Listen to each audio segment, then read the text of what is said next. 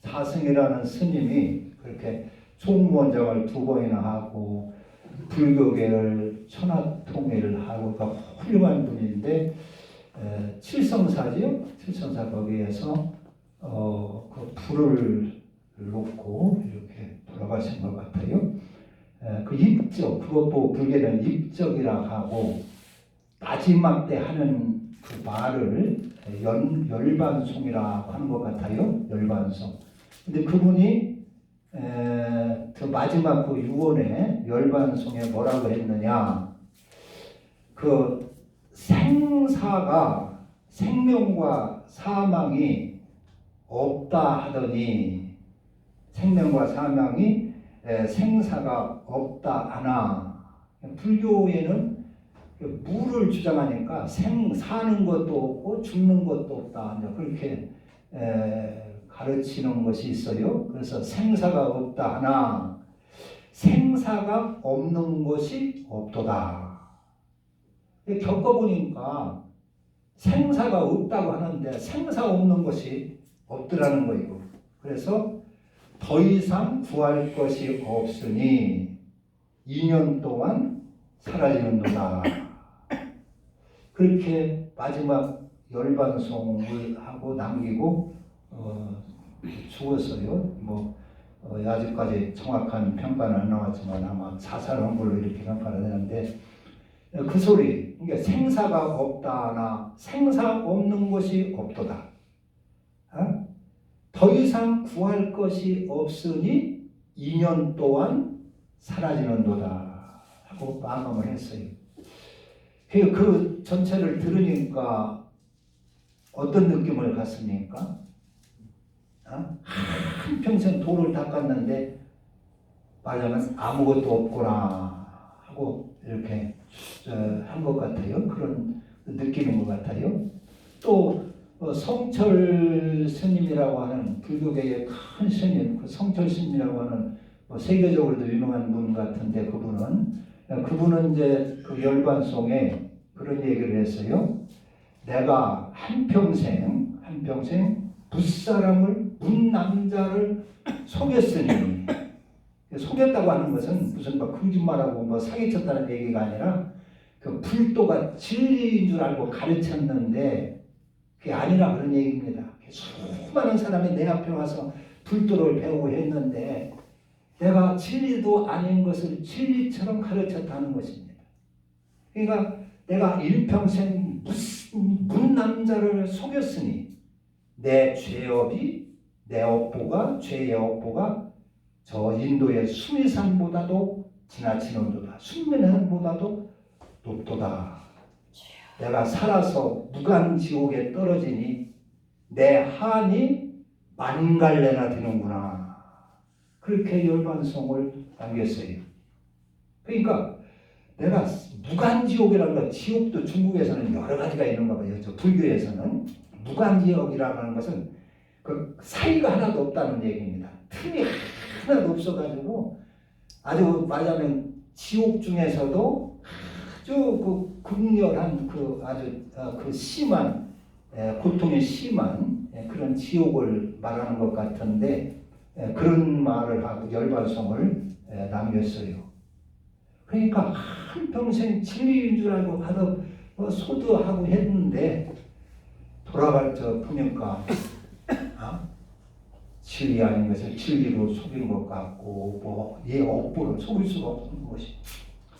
그러나 우리 기독교의 우리 바울이라는 분은 뭐라고 어떻게 했어요? 죽을 때 어떤 말을 남겼어요? 내가 선한 싸움을 싸우고 디모데후서 4장 8절 내가 선한 싸움을 싸우고 나의 달려갈 길을 마치고 믿음을 지켰으니 이제 후로는 나를 위하여 의의 면류관이 예비되었으므로 주 곧 의로우신 재판장이 그날에 내게 주실 것이며 내게만 아니라 주의 나타나심을 사모하는 모든 자들에게 주실 것이다. 그랬어요. 그러니까 바울은 한평생 고생하며 이렇게 복음을 전하고 했는데 그 마지막에 얼마나 기쁨이 있는가. 내가 선한 싸움을 싸우고 나의 달려갈 길을 다 마치고 믿음을 잘 지켰으니 이제는 나에게 의의 면류관 이것이 예비되어 있고 주님께서 그것을 내게 주실 것이고 내게만 아니라 주님을 믿는 모든 사람들에게도 이와 같은 면류관이 있으리라 했어요. 할렐루야. 여러분 불교 가만히 생각해 보면 그 석가모니 부처 그게 뭐 움직이지도 못하고 말 한마디도 못하고 입이 있어도 말하지 못하고 귀가 있어도 듣지 못하고 코가 있어도 냄새에 맡지 못하고 손이 있어도 움직이지 못하고 발이 있어도 움직이지 못하고 목구멍이 있어도 아무 소리도 못하는 그 한평생 섬겼으니 거기서 뭘 얻겠느냐 하는 것이죠. 그럼 우리는 살아계신 하나님을 믿고 우리가 여러분 아직까지도 예수를 이렇게 평생 여기 계신 분은 참 1, 2년 믿은 분이 아니신데 지금까지 예수 믿고 이거 예수를 더 믿어야 되나 말해야 되나 그 고민되는 분이 있습니까? 고민되는 분이 있어요? 우리는 믿을수록 더욱 믿음이 확실하고 하늘의 소망이 확실하고 이 길만이 참 진리의 길이구나고 믿어지고 확신이 되고 그렇지 않습니까? 네. 이게 얼마나 감사한 일입니까? 얼마나 감사한 이게 벌써 이 땅에 육신으로 태어나서 교회에 다녀가지고 예수를 알게 되고 생명을 얻게 됐다고 하는 것이 얼마나 이게 참 신령한 일입니까? 얼마나 기가 막힌 일이고 얼마나 축복된 일입니까?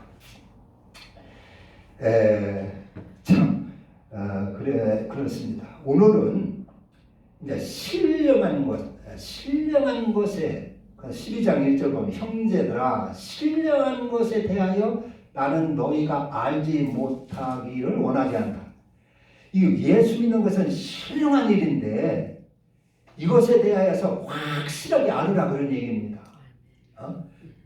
미신을 믿는 사람들은 그냥 끄는 대로 가는 거예요. 이끄는 대로. 거기에는 무슨 냉철한 분석도 없고 이유도 없고 그냥 끄는 대로 그냥 끌려가는 것이 우상을 섬기는 것입니다. 그 아주 과학자들이 건물 하나를 지을 때 그 설계도가 얼마나 빈틈없습니까? 그리고 저런 다리 공사라든가 터널 뚫는다든가 이런 공사하는 것이 얼마나 기가 막힙니까? 정확하게 수치 하나 차이 없이 탁탁 설계를 해가지고 과학적으로 컴퓨터로 설계를 해가지고 공사를 탁탁 하는데 그 사람들이 그 공사하기 전에 고사를 지내요. 큰 건물 지을 때 고사를 지냅니다. 이걸 지을 때 사고 안 나게 해주세요. 그러면서 돼지들을 갖다 놓고 빌어요. 거기에는 그렇게 과학적이면서도 거기에는 이유가 없어요. 이거 할 때는 이거 빌어야죠. 하면 그런 줄 알아요. 왜 그러면 돼지 대가리입니까? 무슨 닭대가리나 소대가리가 다 놓으면 안 됩니까? 그런 왜라는 것이 이유가 없어요. 그냥 그렇다면 그렇게 하고 그냥 이렇다면 이러고 저렇다면 저런 거지 거기에 이유가 없습니다. 그러나 예수 믿는 사람들은 이 신령한 것에 대해 그렇게 무조건 따라가지 말고 정확하게 알고 가라는 것입니다. 정확하게 신령한 것에 대해 그러니까 예언빈만 했다고 해서 거기에 푹 따라가고 무슨 방언한다고 해서 거기에 따라가고 병 고친다고 거기에 푹푹 따라가고 그러지 말라는 것입니다. 정확하게 알고 신령해서 확실히 알고 따라가라 그런 얘기입니다. 그러니까 말하자면은 여기 오늘 이 본문의 사도 바울이 하는 그 속의도는 우리 성도들이 이단에 빠지지 않도록 단속하는 것입니다. 이단에 저런 이방 종교에는 이단이 별로 없어요. 이단에 문제될 것이 없어요. 그래서 이단인이 먼저 그걸 분별하려고 하질 않아요. 아무 의미가 없어요. 그러나 우리 기독교에는 이단이냐 참이냐가 참 중요합니다. 자칫 잘못하면 이단에 빠지기 때문에 그런 것입니다. 그리고 이단에 빠지면 망하기 때문에 그런 것입니다. 이단에 빠지면 멸망하기 때문에 그런 것입니다. 그래서 우리 기독교 믿는 것, 우리 기독교 신앙은 잘 가려야 된다 하는 얘기입니다. 잘 분명히 알고 확실하게 알고 확실하게 알고 이단이 많이 있고 사이비들이 많이 있고 벽길이 많이 있는데 거기에 빠지지 않도록 잘 가야 된다는 얘기입니다. 할렐루야. 그래서 우리 기독교에는 우리 기독교만큼은 이단이냐 아니냐 이걸 잘 분별을 하라는 것입니다. 중요한 문제입니다. 다른 이방교계는 그렇게 그걸 심각하게 생각하지도 않고 뭐 따지려고 하지도 않는데 우리 기독교만큼은 이걸 잘 알아야 된다는 것입니다. 여기서 신령한 일은 성령님의 역사입니다. 뭐 점쟁이가 점을 잘 치는 것이 신령한 일이 아니고 무당이 굿을 잘하는 게 신령한 일이 아니고 무슨 꿈을 해석하고 음성을 듣고 뭐 이런 것이 신령한 일이 아니라 성령의 역사가 신령한 일을 하는 것입니다. 성령의 역사. 그러니까 하나님의 역사가 그것보다 더 신령한 일이 어디 있겠어요? 우리는 보통 세상 사람들은 점을 잘 치면 용하게 치면 신령하다고 그래요.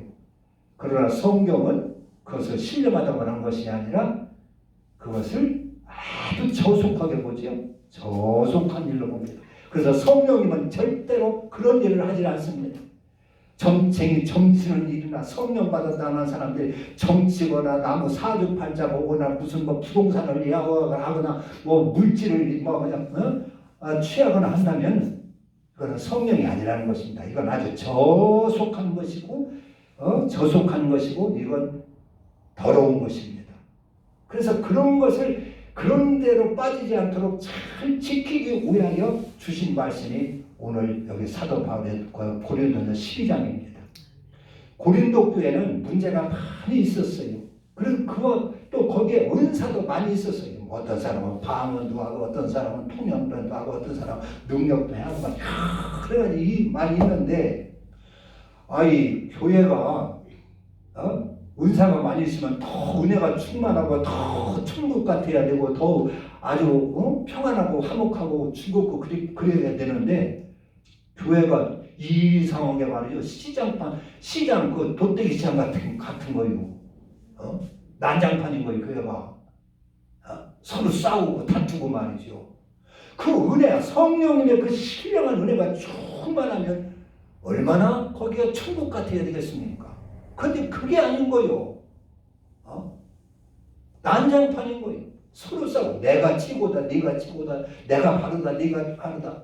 그래가지고 여기 보면은 가만히 보면은 막 저주하며 싸운 것 같기도 해요. 여기서 이 뉘앙스를 보면은 그러면서 알지 못하기를 원하지 않으니 너희도 알거니와 너희가 이방인으로 있을 때에는 말 못하는 우상에게로 끄는 대로 끌려갔느니라.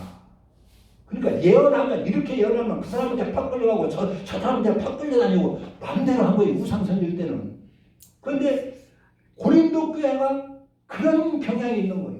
누가 여기서 뭐 은혜 받고 예언했다 하면 거기 쑥 달려가고 말이 그냥 아무 분별력도 없이 이리 쏠리고 저리 쏠리고 하는 거예요. 그러니까 이 우상을 섬기고 우상에 끄는 대로 그대로 끌려가느니라. 그러므로 내가 너희에게 말하노니 하나님의 영으로 말하는 자는 누구든지 예수를 저주할 자라 하지 아니하고 말하자면 여기서 막 서로 싸우는데 저주하며 싸운 것 같아요. 막 저주도 하며 서로 그냥 분장을 하고 다투고 싸운 것 같아요. 그러니까 예수로 하나님의 영으로 말하는 자는 누구든지 예수를 저주할 자라 하지 아니하고 그러니까 서로 저주하며 막 싸우고 그런 것이 어떻게 성령의 은사이겠느냐 하는 얘기입니다. 아니하고 또 성령으로 아니하고는 누구든지 예수를 주시할 수 없느니라. 그래서 성령 받아가지고 예수님을 참 영접하고 믿는데 자기는 말이죠. 방언이나 하고 예언이나 좀 한다고 그 사람들을 막 무시해버리는 거예요.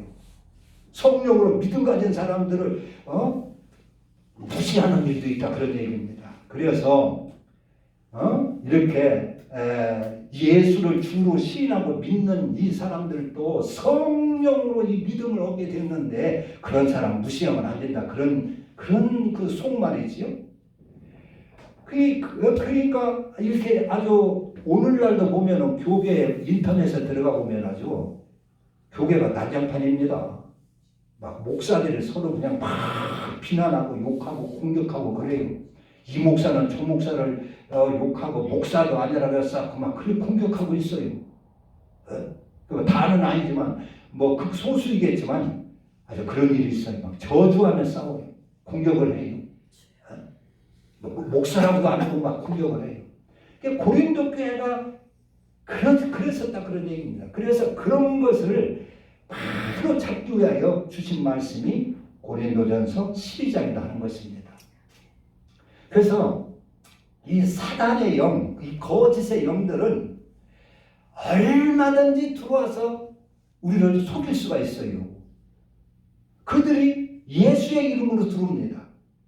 내가 마귀다, 내가 귀신이다 하고 들으면은 그거 누가 속겠어요? 속아 넘어가요? 안 속아 넘어가요? 그런데 예수의 이름으로 사단의 영이 와서 우리를 속인다는 말이에요.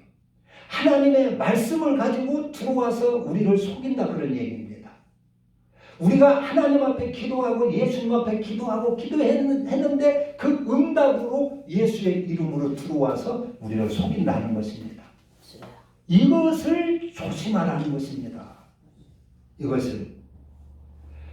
그러니까 우리가 이제 이 원리를 알아야 되는데 원리. 이제 이 성경의 원리. 성경은 뭘 증거하는 것이요?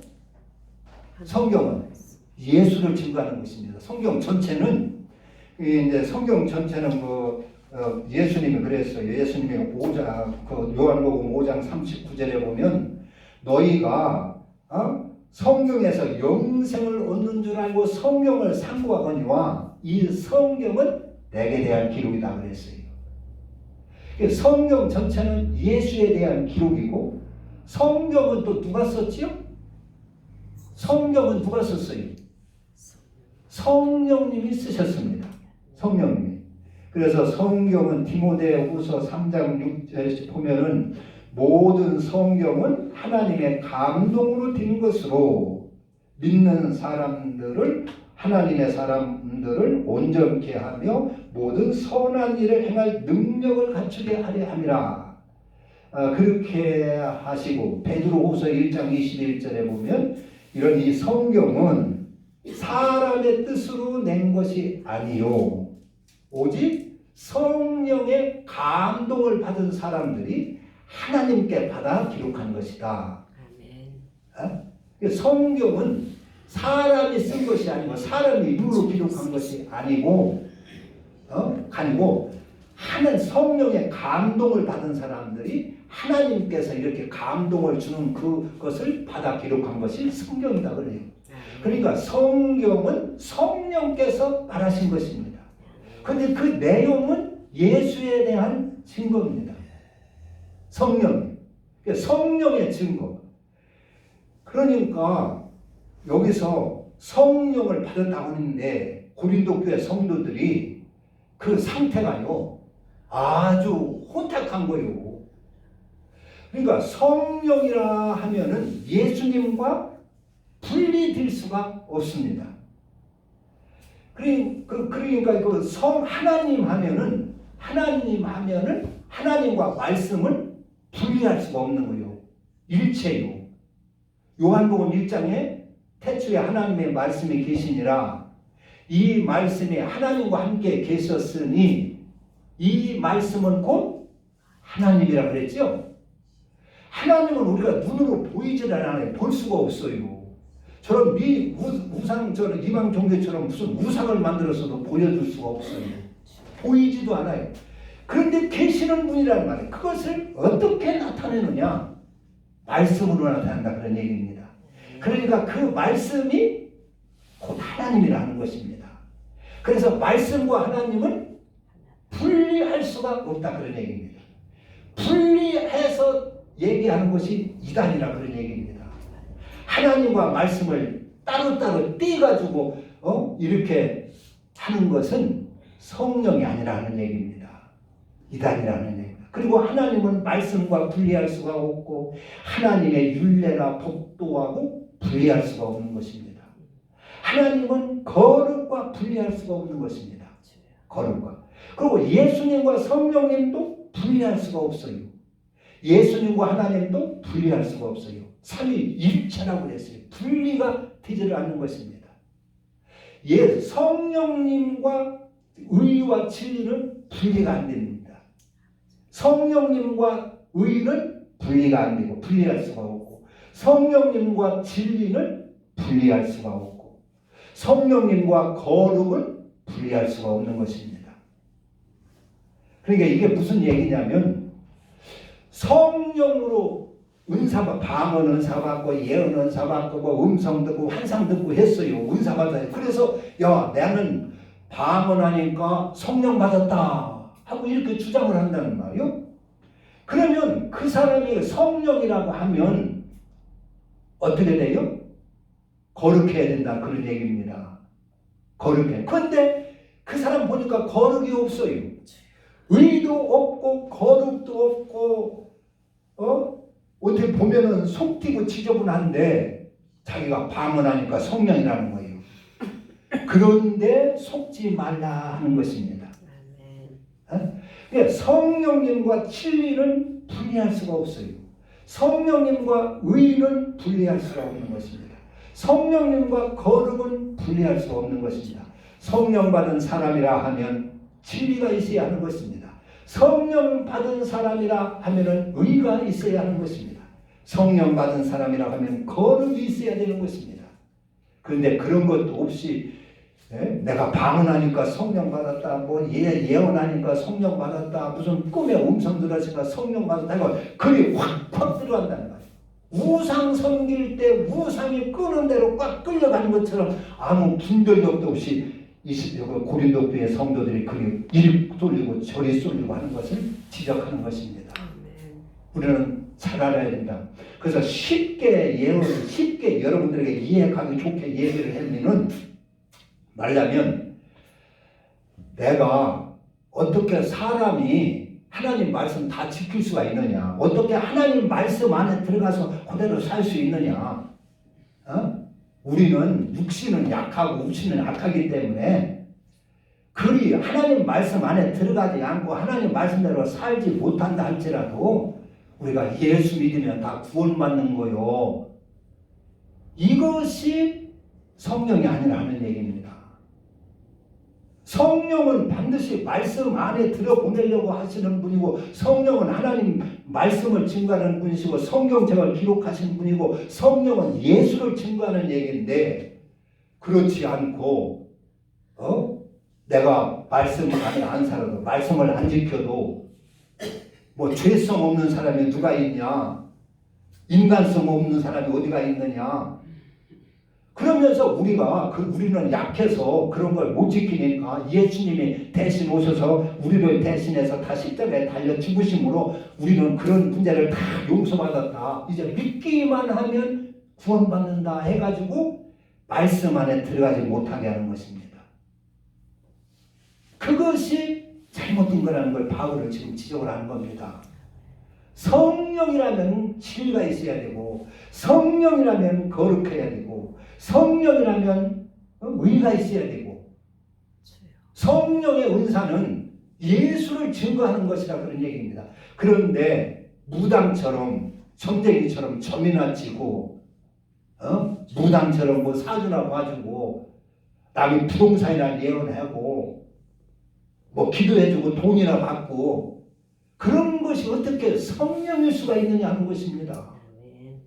성령 거룩하시고 신령한 분이 그런 저질적이고 저속한 것에 붙들려 사시겠느냐 하는 것입니다.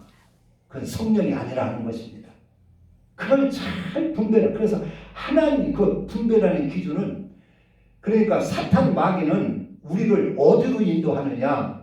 세상으로 인도합니다.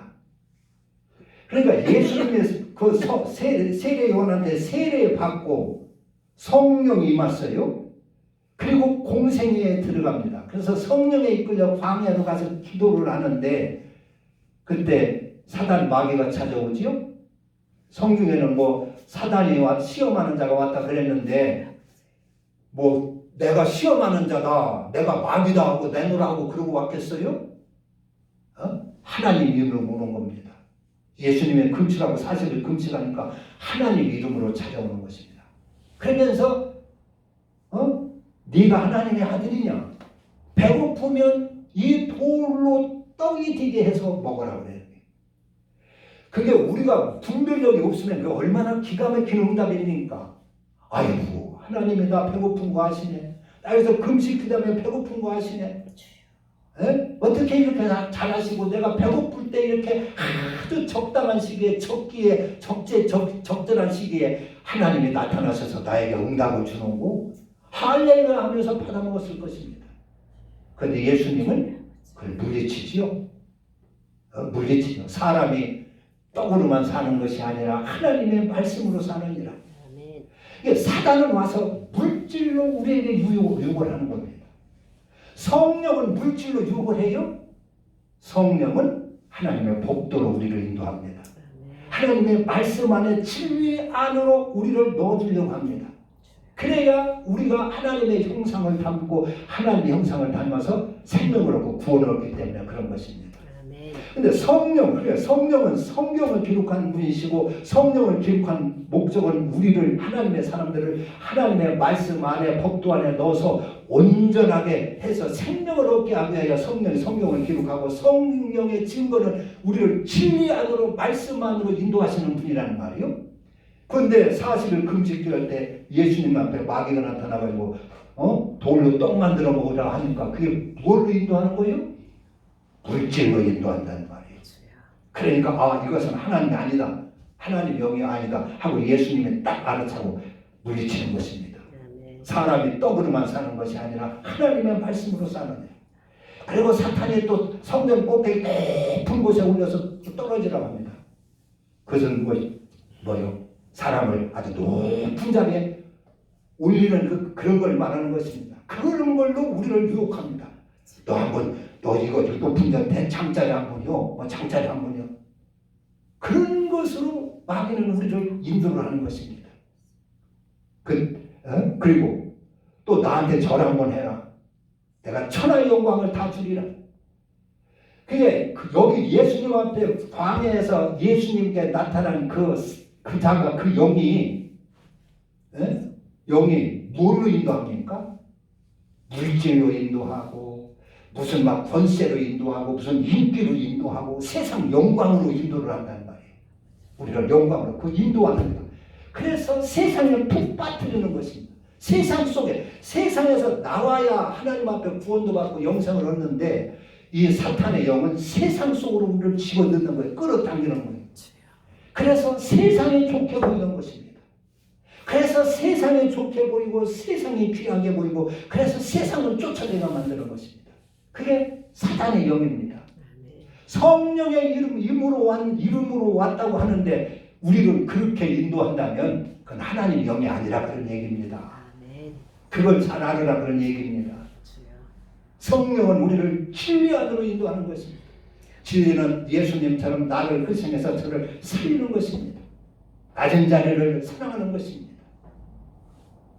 그래서 성령은 우리를 진리로 인도하고 하나님의 법도 안으로 인도하고 하나님의 윤리 안으로 인도를 하는 것입니다. 성경은 전체가 1189장이에요. 그 속에는 613가지의 하나님의 법도가 있습니다. 그것은 하나님의 형상입니다. 그것은 하나님의 몸통입니다. 그건 하나님의 말씀입니다.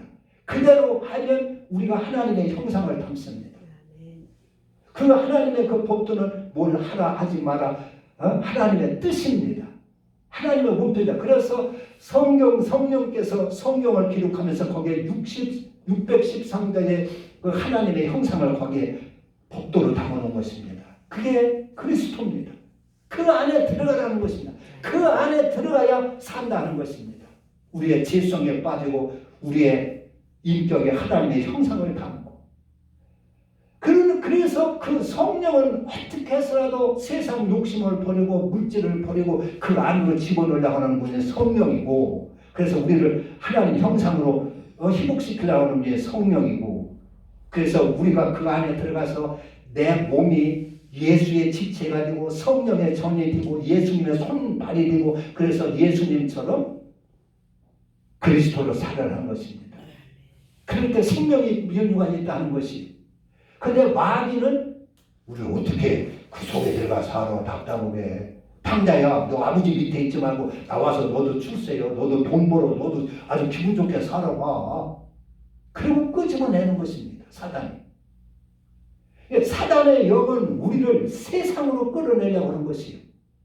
어떻게 하나님 말씀대로 사냐, 사람이. 그냥 믿기만 하면 구원받는 것이지. 예수님이 우리를 위해서 대신 다 죽어주셨잖아. 그거 믿기만 하면 구원받아. 이렇게 해가지고 하나님의 법도 안에 들어가지를 못하게 하는 거예요. 하나님의 진리 안에 들어가지 못하게 하는 것이에요. 이것을 잘 알아야 한다고 하는 것이 고린도전서 12장입니다. 그래서 분리는 하나님과 성령은 분리할 수가 없는 것입니다. 성령과 진리는 분리가 안 되는 것입니다. 성령 받았다면 거기에 진리가 있어야 되고 의가 있어야 되고 거룩이 있어야 된다는 얘기입니다. 그 우상을 따르는 자는 그냥 인도하는 대로 가지만, 우리 예수 믿는 사람들은 이것이 성령인가 아닌가 잘 확실하게 알아야 된다는 것입니다. 그래서 오늘 여기 형제들아, 신령한 것에 대하여는 내가 너희가 알지 못하기를 원하지 않으니, 알지 못해서는 안 된다 그런 얘기입니다. 분명히 알아야 된다 하는 것입니다. 잘 알아야 된다 하는 것입니다. 성령의 인도가 뭐고, 성령은 우리를 어디로 인도하고, 세상으로 인도하고 물질로 인도하고 축복을 믿고 해서 물질로 인도하고 세상의 부귀 영광으로 인도하고 잘 먹고 잘 살아라 이런 걸로 인도하고 세상으로 인도한다는 것입니다. 그러나 하나님의 성령은 진리로 인도하는 것이요, 의로 인도하는 것이요, 하나님의 윤례와 법도 안으로 들어가 인도를 하는 것입니다. 성령의 삶이 어떤 것이냐 보면은 예수님을 보면 알고 바울을 보면 압니다. 예수님이 세례받을 때 성령이 임하시고 그리고 공생애를 시작에 들어가요. 그래서 성령의 삶이 어떤 것인가를 우리 눈으로 보여줍니다. 눈으로. 예수님의 공생애는 성령으로 사시는 삶을 보여준 겁니다. 안 보여주고 이것을 성령을 받으라 하면은 안 되지요. 보여주고 하나님이 받으라고 해야 될 거 아닙니까? 보여주고. 무조건 성령을 알지도 못하는데 너 성령 받아 성령 받아 그러면 안 되지 않습니까? 그래서 하나님은 예수를 통해서 성령을 주시고 그 성령으로 성령의 삶이 어떤 것인가를 예수님은 공생애를 통해서 보여주셨어요. 보여주고 제자들한테 이걸 받으라는 것입니다. 이 그리스도를 받으라는 것입니다. 그래서 너희들이 성령의 전이 되고 성령의 지체가 되고 성령의 은사의 사람이 되라 하는 것입니다. 예수님의 삶이 성령의 삶입니다. 성령의 움직이심입니다.